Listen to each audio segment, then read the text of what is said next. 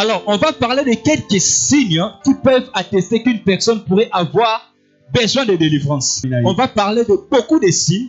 Si tu te retrouves dedans, tu dois t'élever pour chercher ta délivrance. Le premier signe, lorsque tu as des oppressions par des pensées négatives et destructives, je dois expliquer.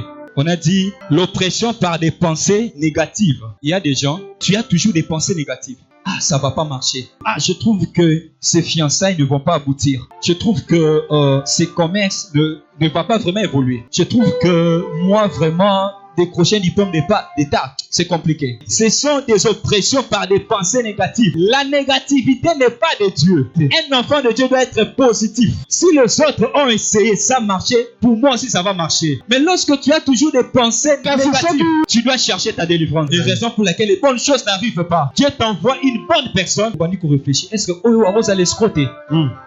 Au bois qui s'y naïo. Et puis au raté bénédiction. Ce sont des esprits d'envoûtement. Écoutez ce que la Bible nous dit. 2 Corinthiens chapitre 10 verset 5. Nous renversons les raisonnements et toute hauteur qui s'élève contre la connaissance de Dieu. Et nous amenons toute pensée captive à l'obéissance de Christ. Mais lorsque vous sentez un esprit de négativité s'installer dans votre vie, déclare dans ton esprit. Dis à Dieu, Seigneur, je ramène toutes mes pensées captives à l'obéissance de Christ.